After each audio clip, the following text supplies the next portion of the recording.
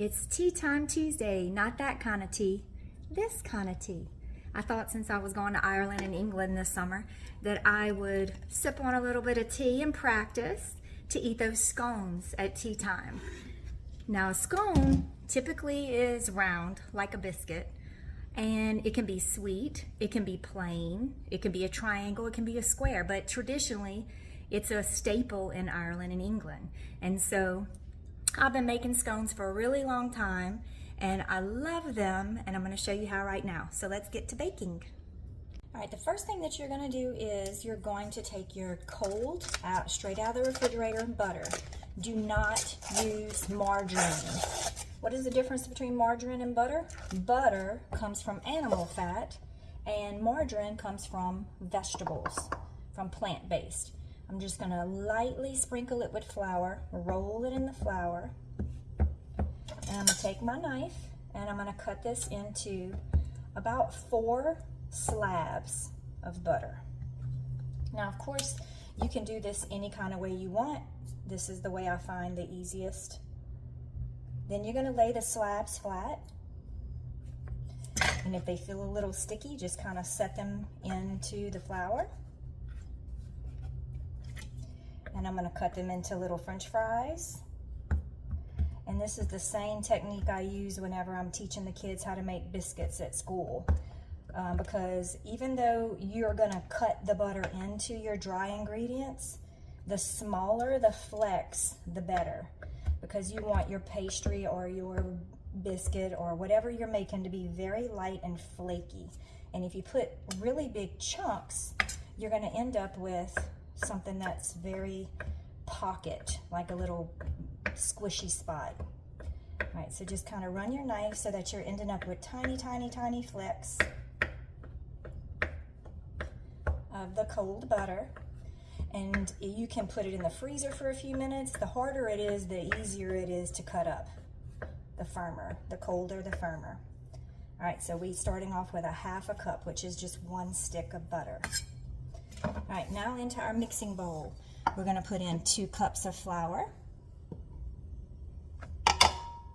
Make sure when you're baking that your ingredients are level so that they're accurate. Then we're going to put in a 1/2 cup of sugar. 2 tablespoons of baking powder. See this little square top right there? That is for leveling your measurement. You just scoop it, drag your tool up against the straight edge, and it goes in. That was 1. And that was 2. Now that's your leavener. If you put too much leavener, they're going to be very, very poofy, and they're not going to have the texture that you may desire. All right, so now I need a 1/2 teaspoon of salt. I'm using pink Himalayan salt. And then we're going to take this milk and we're going to crack our egg into it.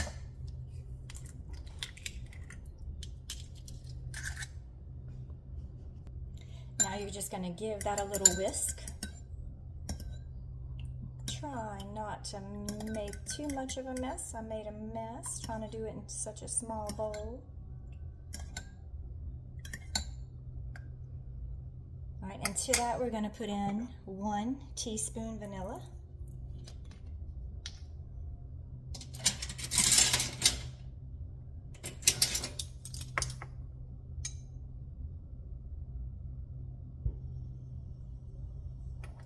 And I already have my oven preheated to 425. Now that sounds like a really high oven, and it is because you want that oven rise. And oven rise is just that initial puff up of your food as soon as it gets into a hot oven. All right, so now once you have that, I'll leave that alone for a minute. Into the dry, we're going to put all of our butter.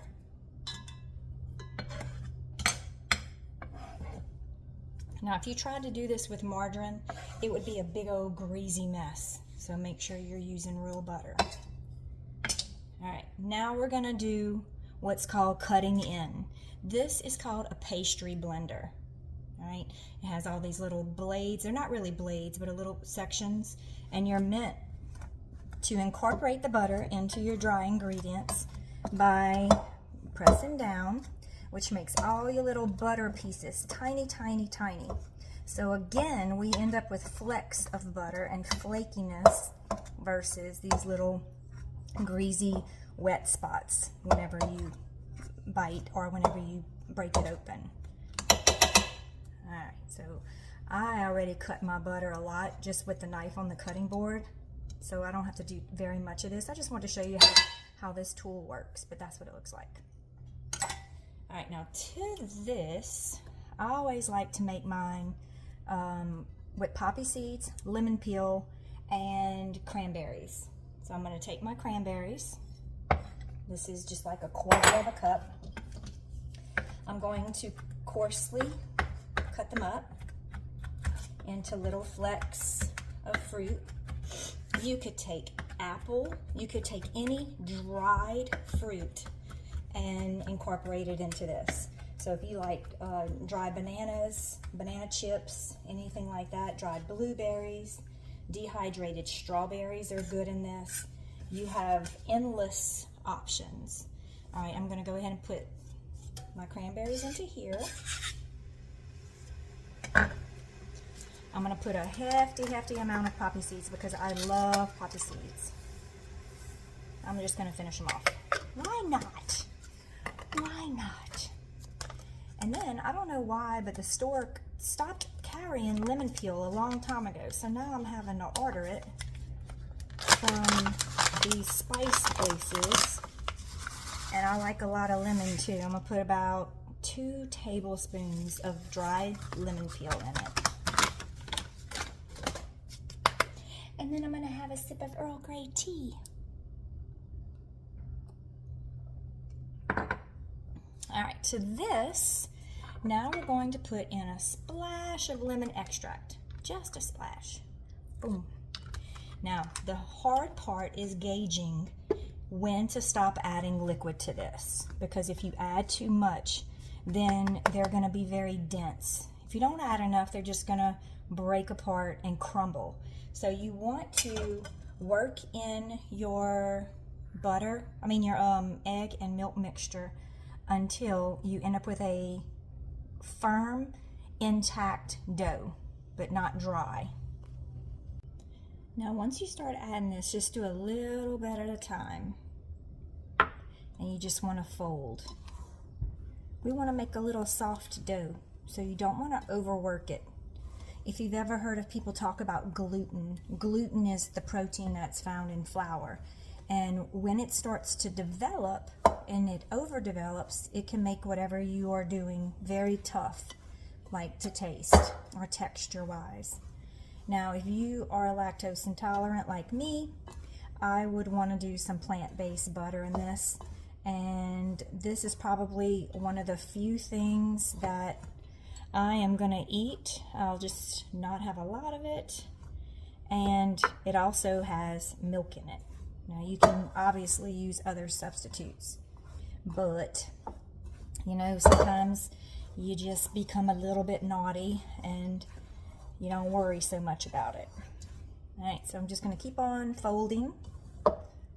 And like I said, I don't want to overdo the liquid, so you can feel when it's sticky damp. We want it to cling and stick to the dough, but we don't want it to be wet. So if you don't use that whole entire ½ a cup plus egg plus vanilla that we have set aside, no worries. All right, so just keep kneading it. And once you get it where it's going to form a ball like this, lightly dust your board. I'm going to put it on the board. And then I'm going to continue to knead it. Now, whenever you're kneading, you're doing a couple of things. You're incorporating air, but most importantly, you're hydrating all of your dry ingredients. So if we did not knead this and we just kind of balled it up, cut it out, and put it in the oven, in that time frame, it would be on the dry side. And so we don't want that. So you can just Use the heel of your hand, fold it, turn it, keep folding it and turning it. If you feel like it's a little sticky, just don't add a lot of flour. Do a little bit at a time. We just don't want it to be wet. We just want it to be tacky. All right, so, oh, if you could feel this, it's so soft. It's gonna taste so good. So I've stopped adding liquid. It feels perfect. It's not sticky. My hands are basically clean, and that's a good indication that it's a good consistency. All right, so now I'm gonna dust just a little bit. Now I'm gonna form it out by hand. You can take a rolling pin, you can do whatever you wanna do. And I'm gonna go about probably a 1/2 inch thick, just by hand. Make sure you're level all the way across. Before I do any of this major work, I'm gonna sprinkle some sugar on the top.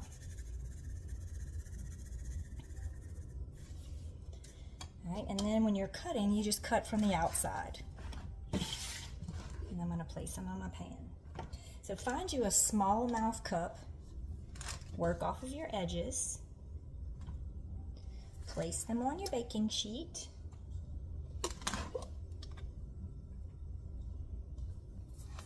And then after you have formed all of your circles, just kind of ball up. That one looks perfect. I'm going to reform this one. You know, cooking is supposed to be fun, and I'm not a very tedious person. I don't need it to be, you know, perfect, but it's going to taste perfect. Trust me, trust me. All right, so now you're going to take that egg, milk, vanilla mixture and just lightly brush it across the top. This is going to give it a really pretty golden gloss. And remember, you have that sugar on the top, and it's just going to kind of caramelize, giving it a little bitty crust. You can dip these in your hot tea.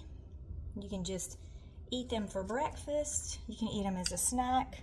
Again, if you don't use all of your mixture that you made, no worries. I'm going to pop it into my already preheated 425-degree oven for 12 to 15 minutes. Here they are right out of the oven. You want to take them out when they're a little bit firm to the touch and a little bit golden brown.